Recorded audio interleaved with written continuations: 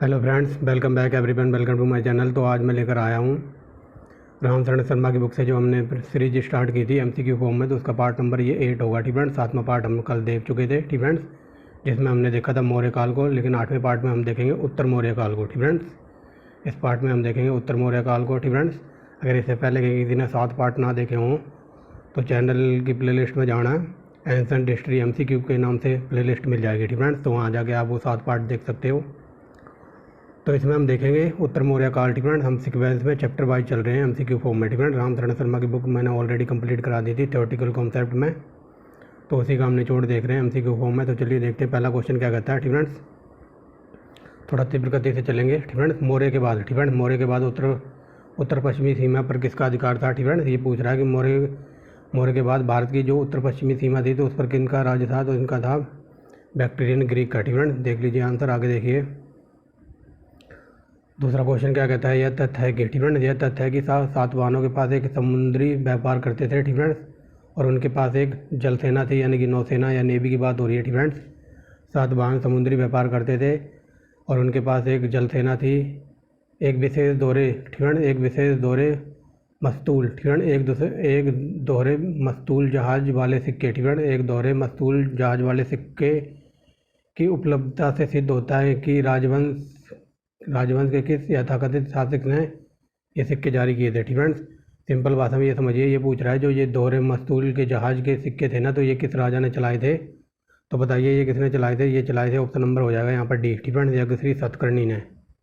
ये देख लीजिए। ठीक फ्रेंड्स, हमारा आंसर है डी। ठीक फ्रेंड्स, आगे चलिए। ये very very most important question है, जो एकदम पीसीएस यूपीएससी लेवल के एकदम डीप में जहाँ से क्वेश्चन बनते हैं। ठीक फ्रेंड्स, ऐसे आधे क्वेश्चन तो इसमें ऐसे होंगे जो आपने शायद पहली बार ही सुने हों। आगे देखिए। ठीक फ्रेंड्स, सातवाहन, ठीक फ्रेंड्स, सातवाहन में कुलिक नियमों का क्या अर्थ होता था। तो ये होता था श्रेणियाँ। ठीक फ्रेंड्स, कुलिक कहते थे श्रेणियों को। ठीक फ्रेंड्स, ये A1 क्वालिटी का क्वेश्चन है। आगे देखिए, निम्नलिखित में से कौन सा एक कथन सही है कि सातवाहन काल में गोलिक और हलिक क्या होते थे। ठीक फ्रेंड्स, ये देख लीजिए, A1 क्वालिटी का क्वेश्चन है। ठीक फ्रेंड्स, तो गोलिक और हलिक क्या होते थे। तो ये होते थे राज्य की ओर से प्रशासनिक नियंत्रण करने वाले ग्राम अधिकारी। ठीक फ्रेंड्स, ग्राम अधिकारियों को गुलिक और हलिक कहा जाता था। ठीक फ्रेंड्स, ऑप्शन नंबर ए है। ये देख लीजिए हमारा आंसर। ठीक फ्रेंड्स, ये देख लीजिए। ठीक फ्रेंड्स, ऐसी वीडियो देखने के लिए आप इस चैनल का नाम याद रख सकते हैं, सब्सक्राइब कर सकते हैं। आगे देखिए दूसरा क्वेश्चन क्या कहता है। ठीक फ्रेंड्स, 5वां क्वेश्चन कहता है सातवाहनों ने किन धातुओं के सिक्के चलाए थे। ठीक फ्रेंड्स, या सिक्के डाले थे। तो ये शीशे के डाले थे, चांदी, तांबा और पोटीन। ठीक फ्रेंड्स,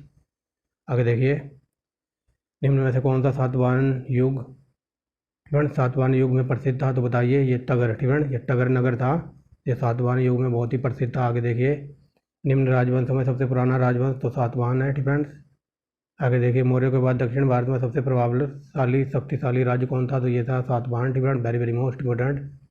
सातवाहनों की राजधानी अवस्थित थी, तो ये अमरावती में थी। Very very most important. आगे देखिए, सिमुक निम्न राजवंशों का संस्थापक था। तो ये था पांड्य। ठीक फ्रेंड्स, सिमुक निम्न वंशों में से किसका शासक था। तो इन्होंने पांड्य राजवंश की स्थापना की थी। आगे देखिए, निम्न में से कौन सा स्थान सातवाहनों की राजधानी था। तो ये था प्रतिष्ठानपुर। ठीक है, प्रतिष्ठानपुर। आगे देखिए। ठीक है, यहाँ लिखा है प्रतिष्ठान। ठीक है, बट ये कई जगह प्रतिष्ठानपुर भी लिखा मिल सकता है, तो आप घबराना नहीं, बात ये की है। ठीक है, यहाँ लिखा है प्रतिष्ठान। ठीक है, बट ये कई जगह प्रतिष्ठानपुर भी लिखा मिल सकता है। आगे देखिए, सातवाहनों का संस्थापक कौन था। तो ये था सिमुक। ठीक फ्रेंड्स, आगे देखिए। ठीक फ्रेंड्स, शक सातवाहन काल में, ठीक फ्रेंड्स, सोने और चांदी का जो सिक्का चलता था तो उसको रेशो होता था 1:10 रेशो। ठीक फ्रेंड्स, आगे देखिए, प्राचीन नगर धान्यकटक का प्रतिनिधि कौन था। ठीक फ्रेंड्स, तो ये था अमरावती। ठीक फ्रेंड्स, प्राचीन नगर धान्यकटक का प्रतिनिधि है, तो ये अमरावती का है। ठीक फ्रेंड्स, आगे देखिए, निम्नलिखित में से वह सातवाहन राजा कौन था जिसने सिक्कों पर राजशिर अंकित करवाया था। तो राजशिर अंकित करवाया था गौतमीपुत्र सतकर्णी ने। ये वेरी मोस्ट इंपोर्टेंट क्वेश्चन है। ठीक फ्रेंड्स, आगे देखिए, सातवाहनों की राजकीय भाषा प्राकृतिक थी। ठीक फ्रेंड्स, अगला क्वेश्चन देखिए, निम्न में से किस राजकुल के राजा ने अपने मातृनामों से लक्षित होते थे। तो ये थे सातवाहन। ठीक फ्रेंड्स, ज़्यादातर इनके जो राजा वगैरह थे तो उनका नाम अपनी माताओं पे मिलता है। ठीक फ्रेंड्स, आगे देखिए, एक सेकेंड। ठीक फ्रेंड्स, अब देखिए, निम्न राजवंशों में से किसने शीशे के सिक्के चलाए थे। तो ये चलाए थे सातवाहनों ने। आगे देखिए, निम्नलिखित शासकों में से किस एक के लिए एका ब्राह्मण शब्द प्रयुक्त होता है? ठीक है, एका ब्राह्मण कहते थे गौतमीपुत्र सतकर्णी को। ठीक है, ये देख लीजिए, इनकी माता का आगे नाम लिखा हुआ है। ठीक है, गौतमी। ठीक है, इनकी गौतमी माता वगैरह होंगे। ठीक है, इनका जो नाम वगैरह रखे जाते थे तो इनकी माता के नाम पर रखे जाते थे। ठीक है, ये देखिए गौतमीपुत्र सतकर्णी। आगे देखिए, भूमि। ठीक है, भूमि दान का प्राचीनतम साक्ष्य किसके अभिलेखों से मिलता है? तो ये सातवाहनों के। ठीक है, सातवाहनों के अभिलेखों से मिलता है। आगे देखिए, बौद्ध। ब्राह्मणों और बौद्धों को भूमि अनुदान का आरंभ किसने किया था? तो ये सातवाहनों ने आरंभ किया था। आगे देखिए, आंध्र सातवाहन राजाओं में सबसे लंबी सूची किस पुराण की है? तो ये विष्णु पुराण की है। ठीक है, यहाँ क्या पूछा है, किस पुराण में मिलती है? ठीक है, यहाँ पूछा है कि जो आंध्र के साथ आंध्र प्रदेश में जो ये सातवाहन राजा थे तो इनकी सबसे लंबी सूची विष्णु पुराण में मिलती है। ठीक है, समझ गए हो गया। आगे देखिए, पुराणों में सातवाहन शासकों को किस वंश का बताया गया है? तो ये आंध्र वंश का। आगे देखिए, सातवाहनों के नाना घाट अभिलेख में अंकित सूची। ठीक है, अंकित सूचना, सही सूचना बताइए। ठीक है, यहाँ ये पूछ रहा है सातवाहनों के नाना घाट अभिलेख में अंकित सही सूचना क्या है? तो ये देखिए, ऑप्शन नंबर हमारा डी हो जाएगा। ठीक है, यह सातवाहनों की एक राजमाता की सूचना देता है। ठीक है, जो नाना घाट अभिलेख है तो जो सातवाहनों की जो राजमाता थी उनके बारे में इनमें जानकारी वगैरह मिलती है। आगे देखिए, भारत में। ठीक है, भारत में तिथि युक्त सिक्के का आरंभ किसने किया था? तो ये रुद्रदामन ने किया था। ठीक है, आज के टाइम आपने देखा होगा जो सिक्का वगैरह होता है उस पर डेट लिखी होती है, ये सन 2000 में मतलब बना था, या 2005 का सिक्का है या 2006 का है। ठीक है, नोटों पे भी लिखा होता है, तो ऐसा ही इन्होंने कुछ किया था। आगे देखिए, अगला देखिए। ठीक है, 26 नंबर क्या कहता है, यहाँ पर बताना है, निम्न कथनों पर विचार कीजिए, कौन सा कथन सही है? ठीक है, तो बताइए। तो यहाँ देखिए, ये very very most important question है। ठीक है, अंतिम मौर्य शासक बृहदत्त की हत्या। ठीक है, कई बार ये पूछ लेता अंतिम मौर्य शासक कौन था, तो ये था बृहदत्त। ठीक है, थोड़ा कलर चेंज करते हैं। ठीक है, अब चलिए। ठीक है, अंतिम मौर्य शासक था बृहदत्त। ठीक है, इसका नाम याद रखना। और इसकी हत्या किसने की थी? तो ये पीयूष मित्र सुंग ने की थी। तो ये पहला सही है। ठीक है, देखिए अगला दूसरा क्वेश्चन क्या कहता है, दूसरा स्टेटमेंट, अंतिम अंतिम सुंग राजा देवभूति की हत्या उसके ब्राह्मण मंत्री वासुदेव कणम ने की थी और उसके राज्य सिंहासन को हथिया लिया था। तो दूसरा भी सही है। ठीक है, तीसरा देखिए, आंध्र ने। ठीक है, आंध्र ने कणम राजवंश का अंतिम शासक को पद वंचित कर दिया था। ठीक है, आंध्र ने कणम वंश का जो अंतिम शासक था तो उसको मतलब पद वंचित कर दिया था, मतलब उसे गद्दी से हटा दिया था। तो ये तीनों सही लग रहे हैं मुझे। ठीक है, ऑप्शन नंबर डी। ठीक है, तीनों ही सही हैं। ठीक है, ये very very most important question था। आगे देखिए, निम्नलिखित कथनों पर विचार कीजिए, इनमें से कौन से लक्षण कुषाणों से संबंधित हैं? तो देखिए, उन्होंने स्वर्ण मुद्राएं चलाई थी, पहला सही है। ठीक है, उन्होंने चीनी शासकों के साथ संघर्ष हुआ था, ये भी सही है। उन्होंने शिल्प कांधार शैली को सामान्यता अपनाया था, ये भी सही है। ठीक है, आगे देखिए, मथुरा और देवकुल में की स्थापना की थी, तो ये चारों सही है। ठीक है, ऑप्शन नंबर डी। ठीक है, ये वेरी वेरी मोस्ट इंपोर्टेंट है, कई बार ये पूछ लेता है कुषाणों की राजधानी वगैरह कहाँ थी, तो ये मथुरा में थी। ठीक है, तो उन्होंने गांधार शैली वगैरह अपनाई थी, तो ये सही है, कई बार पूछ लेता है। ठीक है, और उन्होंने स्वर्ण मुद्राएं जारी की थी। ठीक है, इतना याद रखना, ये PCS लेवल के क्वेश्चन है। आगे देखिए, निम्नलिखित कथनों पर विचार कीजिए। ठीक है, तो यहाँ बताना कौन सा कथन सही है। ठीक है, क्वेश्चन यहाँ से पढ़ा करिए और यहाँ तक क्वेश्चन पढ़ा करिए। ठीक है, नीचे देखना जरूरी है कि क्या पूछा। आगे देखिए, गौतमी पुत्र सतकर्णी ने नहापरण को हराया था, पहला सही है। ठीक है, वशिष्ठ पुत्र। ठीक है, वशिष्ठ पुत्र पुलमाविन रुद्र दमन द्वारा हराया गया था, ये भी सही है। ठीक है, आगे देखिए, यज्ञ श्री सतकर्णी ने स्वयं को एक ब्राह्मण का नाम दिया था, तो ये गलत है, ऐसा इसने कुछ नहीं कहा था।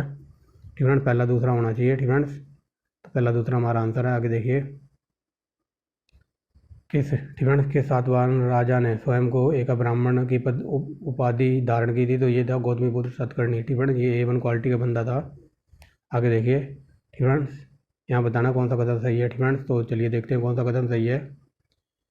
तो देखिए, चीनी यात्री फाहियान ने कनिष्क के दरबार में आयोजित चतुर्थ बौद्ध। ठीक है, यहीं से पकड़ लीजिए, क्योंकि ये जो फाहियान आया था ये कनिष्क के काल में नहीं आया था, ये आया था चंद्रगुप्त मौर्य के काल में। ठीक है, तो पहला गलत है। आगे देखिए, चीनी यात्री हैंसांग। ठीक है, चीनी यात्री हैंसांग हर्ष से मिला और उसे बौद्ध धर्म का प्रतिरोधी पाया। ठीक है, तो ये भी गलत है। ठीक है, ये फाहियान आया तो हर्ष के दरबार में, क्या कहते हैं, ये हैंसांग आया था तो हर्ष के दरबार में ही, लेकिन वो उसने उसको बौद्ध धर्म का विरोधी नहीं बना दिया था, प्रतिरोधी नहीं बना दिया था, तो दोनों गलत हैं। ठीक फ्रेंड्स, ऑप्शन नंबर डी हो जाएगा इसका। ठीक फ्रेंड्स, उपरोक्त में से कोई सही नहीं है, तो ऑप्शन नंबर डी इसका आंसर है। आगे देखिए 31वां नंबर क्या कहता है।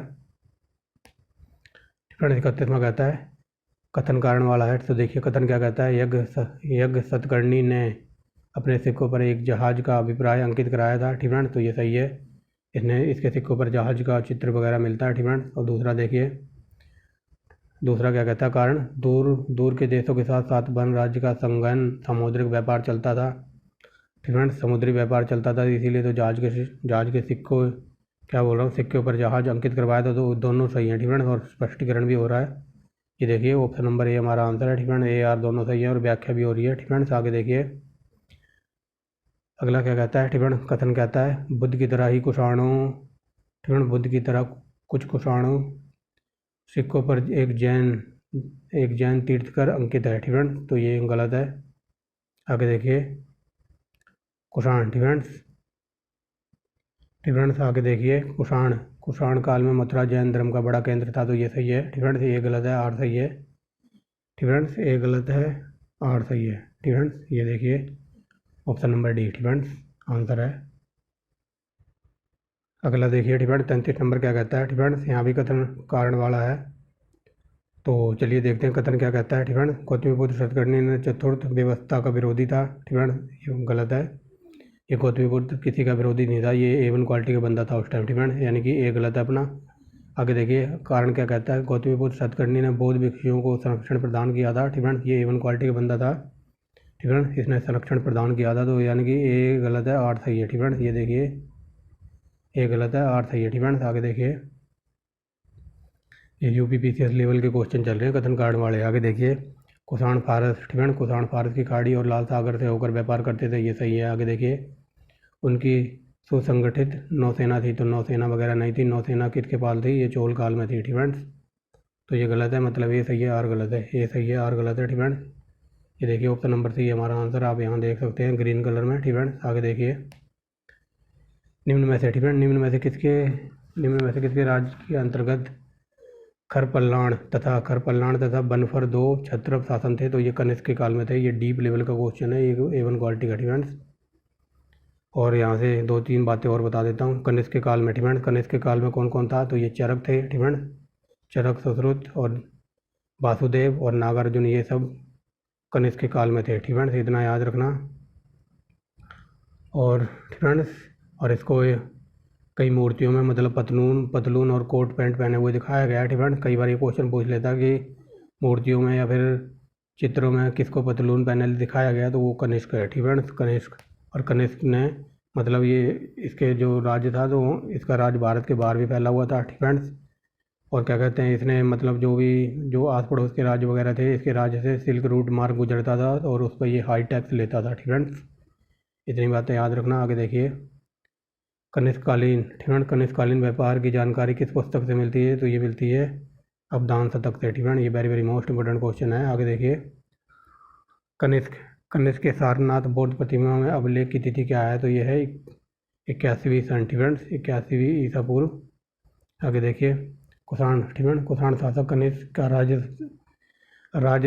राज अभिषेक किस सन में हुआ था, तो ये हुआ था 78 AD में। ठीक है, राजा से अभिषेक मतलब इसका तिलक वगैरह। ठीक है, ये ऐसा क्वेश्चन है जो ग्रुप ए से लेकर ग्रुप डी के एग्जाम में तक पूछा जाता है। सीधा फैक्ट के रूप में शक संपत्ति की शुरुआत हुई थी, तो ये 78 ईस्वी में। ठीक फ्रेंड्स, आगे देखिए ये डीप लेवल का क्वेश्चन है, A1 क्वालिटी का। ठीक फ्रेंड्स, बुद्ध के सिक्कों पर क्या अंकन हुआ है, तो ये कनिष्क। ठीक फ्रेंड्स, बुद्ध के सिक्कों पर अंकन हुआ है, तो कनिष्क का अंकन हुआ है। ठीक फ्रेंड्स, आगे देखिए उत्तरी, ठीक फ्रेंड्स, उत्तरी तथा उत्तरी पश्चिमी भारत में सर्वाधिक संख्या में तांबे के सिक्के जारी किए थे, तो ये कुषाणों ने जारी किए थे। ठीक फ्रेंड्स, आगे देखिए काव्य शैली का प्राचीनतम नमूना किसके सिक्कों पर मिलता है, तो ये काठियावाड़ के रुद्र दामन अभिलेख से पता चलता है। ठीक फ्रेंड्स, आगे देखिए निम्नलिखित में से कौन कनिष्क प्रथम के दरबार में नहीं था, तो ये विशाख दत्त नहीं थे। ठीक फ्रेंड्स, ये मैंने बताया है कि इसके दरबार में वासुदेव थे। ठीक फ्रेंड्स, पार्थ से भवघोष थे। ठीक फ्रेंड्स, आगे देखिए ये देख लीजिए। ठीक फ्रेंड्स, अशोक के समकालीन निम्नलिखित नामों पर अध्ययन कीजिए और निम्नांकित कोड के अनुसार उनको अपना उत्तर इंगित कीजिए। ठीक फ्रेंड्स, को ये पूछ रहा है अशोक कनिष्क के दरबार में कौन कौन था, तो ये अशोक घोष था। ठीक फ्रेंड्स, और ये वासुमित्र था। ये कालिदास नहीं थे और को कंबन नहीं थे। ठीक फ्रेंड्स, यानी कि पहला और दूसरा हमारा आंसर होना चाहिए। ठीक फ्रेंड्स, ये देखिए। ठीक फ्रेंड्स, आगे देखिए। प्रसिद्ध बौद्ध विद्वान अशोक घोष के समकालीन थे, तो ये कनिष्क के समकालीन थे, ये बता दिया मैंने। ठीक फ्रेंड्स, और कई बार ये पूछ लेता कि बुद्ध चरित्र। ठीक फ्रेंड्स, बुद्ध चरित्र पुस्तक किसने लिखी है, तो ये वेरी वेरी मोस्ट इंपॉर्टेंट है। तो ये लिखी है अशोक घोष ने। ये कई बार पीसीएस में पूछी है। ठीक फ्रेंड्स, याद रखना। आगे देखिए 40वां नंबर क्या कहता है, निम्नलिखित में से कौन एक कनिष्क के दरबार से संबंधित नहीं था, तो ये पतंजलि नहीं थे। ठीक फ्रेंड्स, ये पतंजलि वगैरह थे, ये पीयूष मित्र के शासनकाल में थे। ठीक फ्रेंड्स, ये मैंने बताया कि नागार्जुन इनके दरबार में थे, किसके, कनिष्क के दरबार में चरक थे और अशोक घोष थे। ठीक फ्रेंड्स, तो ये पतंजलि वगैरह इससे बिलोंग नहीं करते थे। आगे देखिए। निम्न में से किसने चरक को संरक्षण प्रदान किया, तो अभी ये पूछ रहा है चरक किसके दरबार में थे, तो कनिष्क के दरबार में। ठीक फ्रेंड्स, आगे देखिए। निम्नलिखित में से कौन विद्वान कनिष्क के समकालीन थे, तो ये चाणक्य तो विष्णुगुप्त से बिलोंग, चाणक्य वगैरह थे, तो ये मौर्य काल से थे। ठीक फ्रेंड्स, ये बिलोंग नहीं करते थे, यानी कि 1 2 3 हमारा आंसर है। ठीक फ्रेंड्स, समझ गए होंगे। आगे देखिए। किस कुषाण शासक के सिक्कों पर सबसे अधिक संख्या में हिंदू देवी देवताओं का अंकन मिलता है, तो ये है हुविस्क। ठीक फ्रेंड्स, आगे देखिए 50वां नंबर क्या कहता है। ठीक फ्रेंड्स, निम्नलिखित में से पत्तन दक्षिण भारत के पूर्वी तट पर कौन थे। ठीक फ्रेंड्स, यह पूछ रहा है कौन से बंदरगाह भारत के पूर्वी तट पर थे, तो बताइए कौन कौन से थे। तो एक था कावेरीपट्टनम। ठीक फ्रेंड्स, कावेरीपट्टनम और कोडके। ठीक फ्रेंड्स, 1 2 होना चाहिए, 1 2 आंसर है। ठीक फ्रेंड्स, ये देख लीजिए। यहाँ पत्तन का मतलब समझ लीजिए, दक्षिणी पत्तन का मतलब होता है दक्षिण बंदरगाह, पत्तन का मतलब होता है बंदरगाह, डॉकयार्ड। ठीक फ्रेंड्स, आगे देखिए। निम्नलिखित में ऐसे किस राजवंश के शासक देवपुत्र की उपाधि धारण करते थे, तो ये कुषाण। ठीक friends, very very most important. आगे देखिए। हेनसांग ने किस, अब दिखाई दे रहा होगा। ठीक फ्रेंड्स, हेनसांग ने किस कनिष्क विहार को देखा था जो स्थित है, तो ये पेशावर में। ठीक फ्रेंड्स, पेशावर में स्थित था। ठीक फ्रेंड्स, आगे देखिए। निम्नलिखित नगरों में से किसका उल्लेख कनिष्क के रब तक अभिलेख में नहीं हुआ है, तो रब तक अभिलेख में श्रावस्ती का कोई उल्लेख नहीं है। आगे देखिए। भारतीय। ठीक फ्रेंड्स, भारतीयों के लिए सिल्क मार्ग किसने आरंभ किया, तो ये कनिष्क ने किया था, और ये हाई टैक्स लेता था, ये मैंने बता दिया शुरू में ही। आगे देखिए। निम्नलिखित में से किस राजवंश के साम्राज्य की सीमाएं भारत के बाहर थी, तो ये बता दिया मैंने। इसका जो साम्राज्य था कुषाणों का, तो ये भारत के बाहर भी फैला हुआ था। आगे देखिए। प्राचीन भारत में निम्न में से किस एक ने नियमित रूप से सोने के सिक्के चलाए थे, तो ये कुषाणों ने चलाए थे। वेरी वेरी मोस्ट इंपोर्टेंट है। ठीक फ्रेंड्स, आगे देखिए। कुषाण शासकों में निम्न में से किस नाम से जाना जाता था, तो कुषाण शासकों को यूची कहते थे। ठीक फ्रेंड्स, यूची। आगे देखिए। ठीक फ्रेंड्स, निम्न में से टोरारियन। ठीक फ्रेंड्स, टोराचियन। ठीक फ्रेंड्स, तो चलिए ब्रेक के बाद स्वागत है। ठीक फ्रेंड्स, थोड़ा पानी वानी पिया है, तो चलिए देखते हैं क्या पूछ रहा है यहाँ पर। ठीक फ्रेंड्स, यहाँ ये पूछ रहा है टोराचियन। ठीक फ्रेंड्स, टोराचियन कौन थे, तो टोराचियन कुषाणों को ही कहा जाता था। ठीक फ्रेंड्स, याद रखेंगे। आगे देखिए। ठीक फ्रेंड्स, निम्न में से कौन सी वस्तु कुषाण काल में मुख्यतः निर्यात की जाती थी, तो सूती वस्त्र। ठीक फ्रेंड्स, आगे देखिए। ठीक फ्रेंड्स, अगला देखिए 60वां नंबर क्या कहता है, शको। ठीक फ्रेंड्स, शको एवं सातवाहनों ने मालवा के अधिपत्य के पीछे संघर्ष का मुख्य कारण क्या था, तो वहाँ का था व्यापारिक लाभ हेतु। ठीक फ्रेंड्स, व्यापारिक लाभ कमाने के लिए ये दोनों राजा आपस में भिड़ रहे थे। ठीक फ्रेंड्स, ये देख लीजिए आंसर। ठीक फ्रेंड्स, अब चलते हैं 61 नंबर पर। ये question very very most important लगाओ, यूपी पीसीएस में कई बार ये क्वेश्चन पूछा गया है। ठीक फ्रेंड्स, याद रखना। ठीक फ्रेंड्स, किसने सुदर्शन झील का जीर्णोद्धार कराया था। ठीक फ्रेंड्स, यानी कि निर्माण कराया था, तो ये ऐसा था रुद्रदामन प्रथम ने। ठीक फ्रेंड्स, और कई बार ये पूछ लेता कि बेगार का मतलब बताइए, तो जो फ्री में मजदूरी करते हैं ना, झाड़ी मजदूरी। ठीक फ्रेंड्स, फ्री में काम करवाता था राजा, सप्ताह में 1 दिन। ठीक फ्रेंड्स, सप्ताह में 1 दिन, यानी कि महीने में 2 3 बार फ्री में काम करवाता था मजदूरों से, और कोई भी वेतन वगैरह कोई भी रुपया नहीं मिलता था, उसको कहते थे बेगार। ठीक फ्रेंड्स, ये कई बार पूछ लेता है। आगे देखिए। पश्चिमी भारत के अभिलेखों से प्राप्त रुद्रदामक शब्द से क्या अभिप्राय है, तो ये एक शक राजा द्वारा चलाया गया सिक्का था। क्या सिक्का था, तो ये रुद्रदामक शब्द एक सिक्के को इंडिकेट करता है। ठीक है ना, समझ गए हो गया। आगे देखिए। शकों के प्रशासन का उच्च अधिकारी निम्न में से कौन होता था, तो ये होता था क्षत्रप। ठीक है, रुद्रदामक कौन थे, तो ये शक राजा थे। आगे देखिए। किस अभिलेख से रुद्रदामक प्रथम की विभिन्न उपलब्धियां मिलती हैं, तो ये जूनागढ़ का अभिलेख है, वेरी वेरी मोस्ट इंपॉर्टेंट। आगे देखिए, 2 असमवेद यज्ञ किसने कराए थे, तो ये पीयूष मित्र ने कराए थे, वेरी वेरी मोस्ट इंपॉर्टेंट है। आगे देखिए, प्राचीन भारत में साहित्यिक इतिहास में पाणिनि और पतंजलि विख्यात ख्याति प्राप्त नाम है। फ्रेंड्स, पाणिनि और पतंजलि ख्याति प्राप्त नाम है, तो ये किस राजवंश से बिलोंग करते थे, ये शुंग। फ्रेंड्स, शुंग राजवंश से बिलोंग करते थे। आगे देखिए, शुंग कला के संबंध में निम्नलिखित में से कौन सा कथन सही नहीं है, तो ये देखिए, इसमें बुद्ध का मनुष्य रूप अंकन है। फ्रेंड्स, ये गलत है। आगे देखिए, यहाँ पर बताना कौन सा युगम सही सुमेलित है। फ्रेंड्स, तो ये पतंजलि मैंने बताया था ना, ये पीयूष मित्र शुंग के दरबार में थे। फ्रेंड्स, बाकी तीनों गलत हैं। फ्रेंड्स, ये हरिशैन ये समुद्रगुप्त का था। फ्रेंड्स, बट यहाँ चंद्रगुप्त लिखा, ये गलत है। फ्रेंड्स, कनिष्क के काल में नागार्जुन वगैरह थे, और ये पहला वाला सही है, तो ऑप्शन नंबर ए हमारा आंसर है। फ्रेंड्स, आगे चलिए, अवंती अवस्थित। फ्रेंड्स, अवंती स्थित कौन से शुंग शासक ने फ्रेंड्स, अवंती अवस्थित कौन से शुंग शासक को महाकवि कालिदास ने अपने नाटक का नायक बनाया था, तो ये था अग्निमित्र। फ्रेंड्स, आगे देखिए, शुंग शासक अग्निमित्र निम्न में से किस लेखक की कृति का नाटक है, तो ये कालिदास का है। घुमा के पूछा है, बट आंसर वही है। फ्रेंड्स, आगे देखिए, मौर्य वंश के बाद किस वंश का राज्य स्थापित हुआ, तो ये था शुंग वंश का। फ्रेंड्स, इन सब की ट्रिक की वीडियो लगा रखी है, ओनली ट्रिक के नाम से प्ले लिस्ट मिल जाएगी। आगे देखिए, फ्रेंड्स, अगला देखिए, अगला क्वेश्चन क्या कहता है, निम्नलिखित में से कौन सा शासक वर्ण व्यवस्था का रक्षक कहा जाता था, तो ये क्वेश्चन इसे गलत कर दीजिए। फ्रेंड्स, अगला क्वेश्चन देखिए, ये है रियल क्वेश्चन। फ्रेंड्स, यहाँ पर पूछा कौन सा शासक वर्ण व्यवस्था का रक्षक कहा जाता है, तो ये था गौतमीपुत्र सतकर्णी। फ्रेंड्स, यहाँ पर प्रिंटिंग मिस्टेक है। फ्रेंड्स, ये गलत है। फ्रेंड्स, इसलिए अगला क्वेश्चन, ये भी क्वेश्चन रिपीट हो गया। फ्रेंड्स, ये देखिए, यहाँ भी सेम है। फ्रेंड्स, बट इसका आंसर आना चाहिए था सी, बट यहाँ प्रिंटिंग मिस्टेक है, इसलिए अगला क्वेश्चन सेम यही है, बट इसका आंसर है ये गौतमीपुत्र सतकर्णी। फ्रेंड्स, मैंने बताया ये A1 क्वालिटी का बंदा था उस टाइम।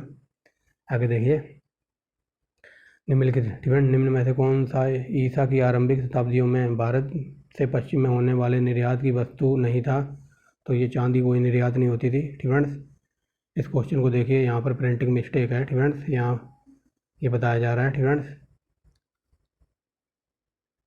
कि कलिंग नरेश थे खारवेल। फ्रेंड्स, तो ये किस से संबंधित है, तो ये थे महामेघवाहन वंश से संबंधित है। फ्रेंड्स, इससे बिलोंग करते थे। ऑप्शन नंबर ए हमारा आंसर होगा। फ्रेंड्स, लेकिन कई बार ये पूछ लेता कलिंग का संबंध कहाँ मिलता है, तो ये हाथी गुफा का अभिलेख वगैरह है। फ्रेंड्स, ये वेरी वेरी मोस्ट इंपॉर्टेंट है, PCS का क्वेश्चन पूछा हुआ है ये कि हाथी की गुफा अभिलेख किससे संबंधित है, तो कलिंग राजा खारवेल से। फ्रेंड्स, याद रखना। फ्रेंड्स, खारवेल का संबंध था महामेघ वामन वंश से। फ्रेंड्स, ये क्वेश्चन गलत है यहाँ पर। फ्रेंड्स, ये प्रिंटिंग मिस्टेक है। आगे चलिए, प्राचीन भारतीय ग्रंथों में यवन परिका। फ्रेंड्स, ये लॉलीपॉप क्वेश्चन है और वेरी वेरी मोस्ट इंपॉर्टेंट है। यवन परिका कहते थे काली मिर्च को। फ्रेंड्स, विक्रम अब 58 साल का हो गया, ऐसे याद रखना। फ्रेंड्स, निम्नलिखित में से किसने 4 असमवेद यज्ञ कराए थे, तो ये प्रवरसेन प्रथम ने कराए थे। लॉलीपॉप क्वेश्चन है और ये वेरी वेरी मोस्ट इंपॉर्टेंट है, PCS का पूछा हुआ है। फ्रेंड्स, अगला देखिए, 80 नंबर क्या कहता है, निम्नलिखित में से किसका पेरियल्स ऑफ द आर्थियन सी दक्षिणापद में 2 महत्वपूर्ण अंतर्राज्यीय व्यापारों के रूप में उल्लेख मिलता है, तो ये था प्रतिष्ठान और टगरघाट। फ्रेंड्स, ये 2 नगर थे। आगे देखिए, 81 नंबर क्या कहता है, निम्नलिखित में से कौन एक भूमि माप था, तो ये निर्वर्तन, ये एक भूमि नापने का था। फ्रेंड्स, आगे देखिए, अगस्टस के रोम के सिक्के कहाँ से प्राप्त हुए हैं, आर्कामेडिस, वेरी वेरी मोस्ट इंपॉर्टेंट। योग के आविष्कारक कौन थे, तो ये थे चरक। फ्रेंड्स, महाभाष्य के लेखक पतंजलि समसामयिक थे, तो ये थे पीयूष मित्र शुंग के। फ्रेंड्स, ये मैंने शुरू में ही बता दिया था। आगे देखिए, विक्रम संवत और शक संवत में डिफरेंस कितना है, तो ये 135 वर्ष होगा। फ्रेंड्स, आगे देखिए, निर्वासित और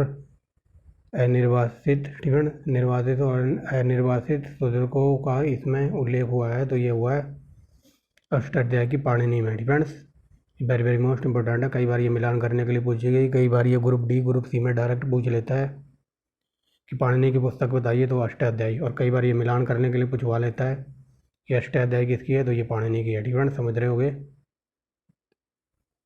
आगे देखिए, इनमें से कौन सा कथन मौर्य पूर्वोत्तर भूभाग से संबंधित नहीं है, तो बताइए कौन सा नहीं है, तो बताइए।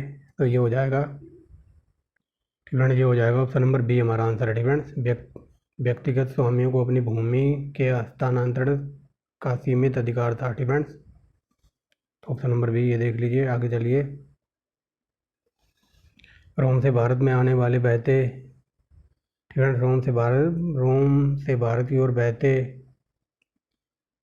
सोने, ठीक फ्रेंड्स, ये पूछ रहा है। सिंपल वे में समझाता हूँ इस क्वेश्चन को। ठीक फ्रेंड्स, जो ये पिलनी था ना, ठीक फ्रेंड्स, तो ये आके हमारे देश में रोने लग गया था, क्योंकि हमारे देश में इतना सोना चांदी था ना। तो ये कहता है कि मैं पूरी दुनिया में घूमने के बाद ना, जब मैं इंडिया के सोने चांदी को देखता हूँ ना, तो पूरी दुनिया का सोना चांदी हमारे इंडिया में आकर दफन हो जाता है। इतना सोना चांदी था हमारे यहाँ। ठीक फ्रेंड्स, तो यही बात कहा है इसने। ठीक फ्रेंड्स, तो इसने जब ये पूरी दुनिया में घूम फिर के आया था ना, जब ये इंडिया के अंदर आया था, तो इंडिया के अंदर इतना सोना चांदी था, तो इसने यही बात कही थी कि मैं पूरी दुनिया का जो सोना चांदी है ना, वो भारत के सोने चांदी के आगे दफन हो जाता है। इतना बढ़िया एवन क्वालिटी का सोना था। ठीक फ्रेंड्स, अपने यहाँ। और आपको बताइए, भारत को सोने की चिड़िया खाते थे। ठीक फ्रेंड्स, लेकिन यहाँ ये को पूछ रहा है कि जो भारत और रोम के बीच व्यापार होता था, तो वो सोने का लेन देन होता था। ठीक फ्रेंड्स, मुद्राओं के रूप में। तो ये कह रहा है कि रोम से भारत की ओर सोने के बहते हुए की बात किसने की है, तो ये प्लिनी ने की है। ठीक फ्रेंड्स, क्योंकि हमारे देश के भी जो व्यापारी वगैरह थे, वो सोने चांदी का व्यापार करते थे आने जाने, और रोम से भी सोने चांदी का व्यापार होता था। ठीक फ्रेंड्स, तो ये बात किसने की है, प्लिनी ने। ठीक फ्रेंड्स, आगे देखिए। भारत के साथ व्यापार के लिए अपूरणीय क्षति किसने कहा है। ठीक फ्रेंड्स, तो ये था प्लिनी ने। ठीक फ्रेंड्स, प्लिनी कौन थे, तो ये एक यूनानी भूगोल वैज्ञानिक वगैरह थे। ठीक फ्रेंड्स, आगे देखिए। पेरियल्स ऑफ द आर्थियन सी नामक साहित्यिक साक्ष्य प्राचीन भारत के किस पक्ष पे प्रकाश डालता है, तो ये था व्यापारिक और वाणिज्य के ऊपर। ठीक फ्रेंड्स, आगे देखिए। अशोक और कनिष्क दोनों ने ही बौद्ध सम्मेलन का आयोजन किया था। ठीक फ्रेंड्स, आगे देखिए। महाभारत की पुस्तक, तो ये व्याकरण है, वेरी वेरी मोस्ट इंपोर्टेंट है। आगे देखिए। R.S. शर्मा के अनुसार भारत में सामंतवाद का उदय निम्नलिखित स्थिति में हुआ था। ये हुआ था ऑप्शन नंबर ए, धार्मिक फायदा उठाने वाले अनुदान भूमि के लिए। डिफेंस, आगे देखिए। 200 ईसा पूर्व से 300 ईसा पूर्व के मध्य के समय एक विशेषता विदेशी व्यापार की उन्नति स्वीकार किया गया है। निम्न कारणों के कारण उसकी उन्नति में सहायक नहीं हुआ था। डिफेंस, तो बताइए कौन से कारण की वजह से, तो ये हो जाएगा ऑप्शन नंबर ए, भारत राजनीतिक दृष्टि से एक हो गया था। डिफेंस, डिफेंस, अगला क्वेश्चन देखिए। अष्टाध्यायी, तो ये बता दिया, कई बार पाणिनि की पुस्तक है ये। आगे देखिए, एक सेकंड। दासों की मुक्ति का विस्तृत निरूपण सर्वप्रथम मिलता है, तो ये नारद स्मृति में। डिफेंस, नारद स्मृति में दासों की मुक्ति का वर्णन मिलता है। Defence, very very most important है। 18वें नंबर देखिए। गंदगी ने सिक्के चलाए, इसका प्रमाण कहाँ से प्राप्त होता है, तो ये कौशाम्बी से प्राप्त होता है। Very very most important. आगे देखिए। निम्नलिखित में से किस ब्याह पर कन्या के पिता द्वारा एक जोड़ी गाय देने की प्रथा थी, तो ये हार्स विवाह था। ये वेरी वेरी मोस्ट इंपोर्टेंट है। डिफेंस, यानी कि दहेज के रूप में जो दहेज के रूप में मतलब अपना जो फादर था, वो अपनी लड़की को विवाह पर एक जोड़ी गाय देता था। डिफेंस, ये सब हम डिटेल में पढ़ चुके हैं पहले ही। आगे देखिए। निम्नलिखित राजाओं में से कौन जैन धर्म के प्रति भारी झुकाव था, तो ये था खारवेल राजा। ठीक है ना। आगे देखिए।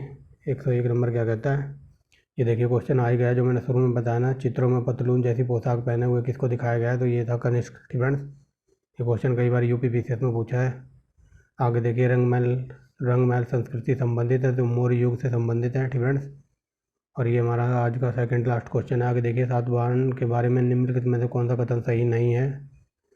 ठीक है, तो बताइए कौन सा कथन सही नहीं है, तो ये हो जाएगा ऑप्शन नंबर डी। ठीक है, ऑप्शन नंबर डी क्या कहता है, वशिष्ठिपुत्र सतकर्णी ने शासक रुद्र दमन प्रथम को हराया था, तो ऐसा कुछ नहीं किया था इसने। ठीक है, लास्ट क्वेश्चन देखिए आज का। यहाँ पर ये राजा हैं और इनके राजवंशों के साथ सुमेल करना है। ठीक है, तो चलिए देखिए सुमेल कर देते हैं। तो ये कुणाल था, तो ये था वो था मौर्य से। ठीक है, यानी कि पहले का चौथा। और आंध्रक। ठीक है, ये कुणाल था, चौथे से बिलोंग करेगा। आंध्रक, तो ये थे शुंग। ठीक है, और ये यूक्रेटाइस। ठीक है, तो ये पार्थियन, और ये थे स्पेरिसिल्ट। ठीक है, तो ये हिंदू ग्रीक, यानी कि 4 3 2 1। ठीक है, 4 3 2 1 है कहीं। ठीक है, ये देखिए 4 3 2 1। ठीक है, ऑप्शन नंबर बी है हमारा आंसर। ठीक है, ये लास्ट क्वेश्चन था। ठीक है, दोबारा देख लीजिए एक बार।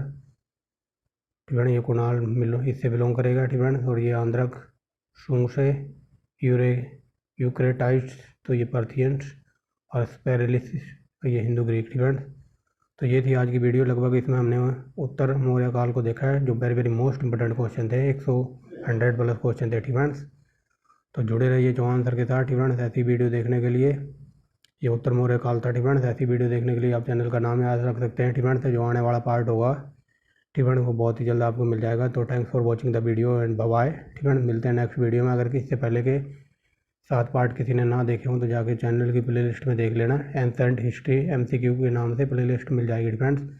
अगर किसी को डीप में तैयारी करनी है A1 क्वालिटी की, तो 3800 क्वेश्चन A1 क्वालिटी के करा रखे हैं, एकदम PCS लेवल के। फ्रेंड्स, मास्टर हिस्ट्री क्लास के नाम से प्लेलिस्ट मिल जाएगी। तो thanks for watching the video and bye.